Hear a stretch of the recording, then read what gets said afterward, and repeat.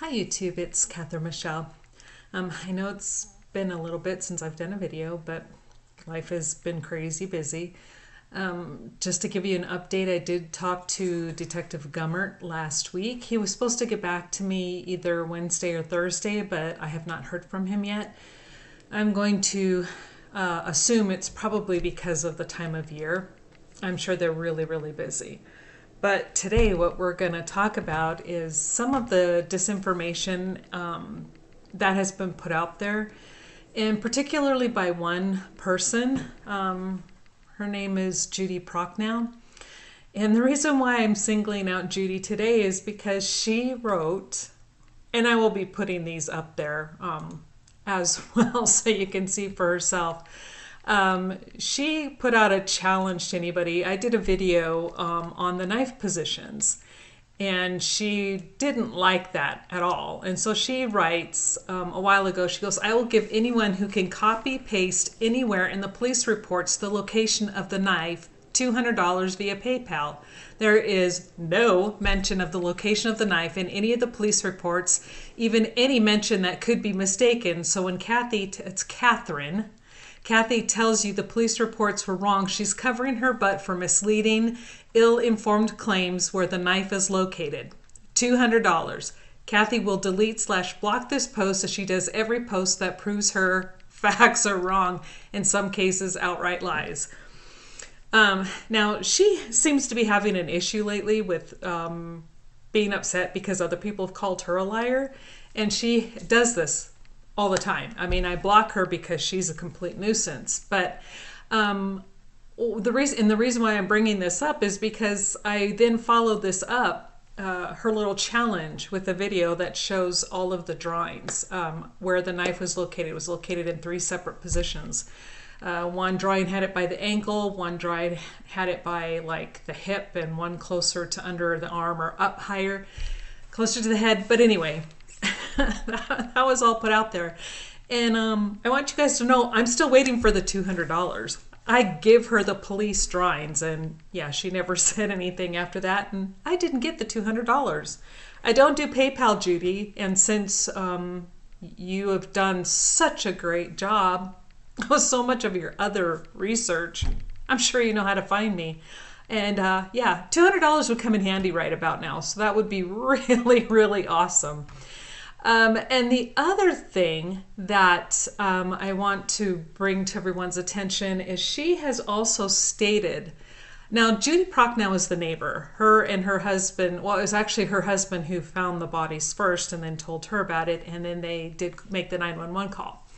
But here's another one that I will be putting up, and she's talking about David and his skull. She says, actually, the skulls were found and David's was shattered into several pieces. In one photo, there is a small bone that looks like it could be an arm bone lying on the floor, broken of nod, and I don't know what she means by that. There were body parts scattered throughout the house.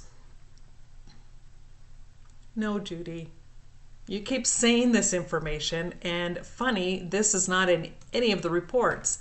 She also writes, and this looks to be on a Facebook post though, it says, the BCA and the medical examiner knew exactly where David's body was laying and determined David's position when he pulled the trigger. His head was found, just not intact, and a large portion of it was not found in the room where the deaths occurred. They were able to determine where the bullet exited from the pieces they found.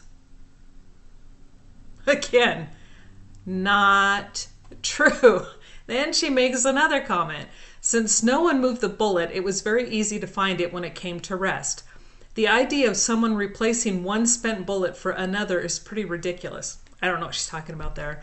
Why would Klein, that is who you are accusing, isn't it, need to exchange bullets? Now, see, she puts words into everybody's mouths. No one has accused Chris Klein of anything. We're curious as to why he was in the house. He lied about being in the house. That is a fact. And who he was with. He lied that he was in there with Dan Sr., David's father, and David's father said no, he wasn't. So that is our question, and has always been our question. Now Judy's throwing out innuendo and lies and instigating trouble where there was none. And then she says, how would they get David's blood and tissue on the bullet they left? The idea that it was switched makes no sense, except it enables Dano to place blame on David's friends. Now you see here, she's making fun of Dan. And it's okay for her to make fun of people. And it's okay for her to belittle and to bully. But if somebody stands up to her, then all of a sudden you're picking on this old woman. No. No, that was totally not needed. However, and this is again a misinformation, the reports clearly state that item number 57 had no blood. There was no blood, no tissue. They said they found David's DNA, but that did not state where that DNA came from. But there was no blood, no brain, no tissue on item 57. The bullet they claim killed David that supposedly went through his head and then up into the ceiling. And now where else is she lying and spreading disinformation? There is nowhere in any of the reports, not in the autopsy report and not in any of the police reports, that state there was a large portion of anybody's body, let alone David's head, found in any other room. In fact, it just isn't there.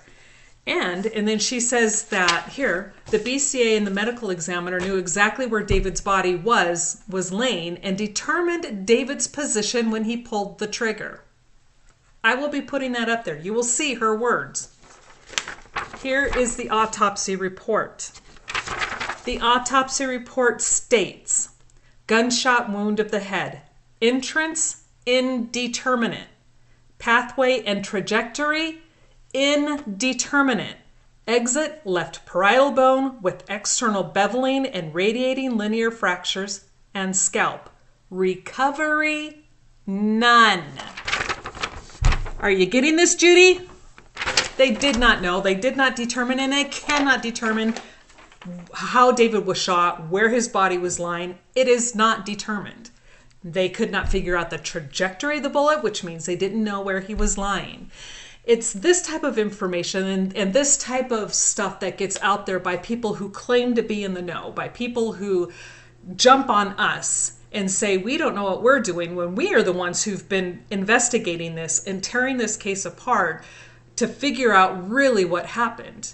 And again, I had no monkey in the circus. When I started this, I didn't care if David was guilty or if he was innocent, because if he was guilty, I was going to say so. But this man is innocent, and I say so. He did not murder himself. He did not murder his family. He did not shoot himself in the head. He didn't. And there's proof on the bombshell evidence video I did that he sustained multiple blunt force trauma. The man was beat in the head. Now, it's speculation as to the instruments that were used. I did put some of the design, the impacts, the design, I don't know what you want to call it, impact impression maybe, and did tie that with a few instruments that could have been the culprit, could have been what was used. But that is only a could have been, because those impressions are consistent with, just like the straight lines when that piece of scalp was cut away from the rest of David's head, it is consistent with a knife. However, I can't say beyond a shadow of a doubt because I don't have that here, and they could easily do and should have. They can't do it now because I do believe that they cremated David. However, we have photographs, and the photographs prove and show without doubt David was murdered. Out of doubt. So he didn't shoot himself in the head. He didn't cut off their hands. He didn't, cut off his own head. And no, Judy, there is nowhere in any of the reports that state that the majority of his head was found in another room. And, and as far as we know, they don't even know where they were killed. There is not enough blood evidence to prove the deaths occurred in that living room. Now, I'm not saying they didn't. I'm saying there are void patterns. I'm saying that there is medium velocity blood spatter on the floor, and there's cast off on the walls. So a beating of some kind of one of them or both of them took place in that living room. However, something was put down to capture most of the blood. Soak it up, clean it. Did they clean it? Did they have something lie down? That I don't know. That is speculation, but something was done. Because there is a complete lack of blood throughout that entire house. There's a little bit here and there, like transfer or, smudging or touching something, but what you would expect to see with the amount of damage done, it's not there. But anyway, I wanted to clarify that and bring that to everyone's attention, that the autopsy report clearly states that they could not determine the path of the bullet as it entered David's head. They couldn't determine where it entered. Did it enter through the front, through the side? They don't know. So Judy's little comment about they knew where his body was exactly when the bullet went in, that is a complete and utter lie. And I would really appreciate it, Judy, if you would do some research. You have no problem calling this man a murderer, and you've called him some pretty horrible things. You don't mind bullying and trying to intimidate and belittle anybody who is standing up for this family. But yet you get your little feelings hurt if we stand up to you. It's over. It's done. It's time for you to quit. It's time for you to move on. We have proof out of the reports themselves, from the police themselves, from the medical examiner herself, that David was murdered and he is innocent of killing his own family. So what is left to be done is the police do need to find out who did this, who is the guilty party. Lots of people had motive, and I'm not even going to go there. There's so many people had motive. It's ridiculous. The police have quite a list to go through. But David was not one of those. They could never pin a motive on him. Not with anything. And this, again, from the police reports. So there, I hope that helped clears up some of the misinformation from Judy Prochnow. And again, I will let you know what Sergeant Gummert says, if they do anything, what they're going to do. Or I asked him what I could do and what do I need to do and who do I need to take this to in case their hands are tied. Again, I really still want to give them the benefit of the doubt. Sergeant Gummert was very polite. He was very professional, and I appreciated him taking the time to speak with me about this case.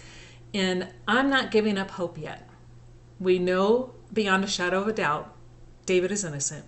We know by the proof that was provided, he was murdered. Now, let's all work to find out what we can do to help the police to find the guilty party. I think that would be the best thing. Thank you.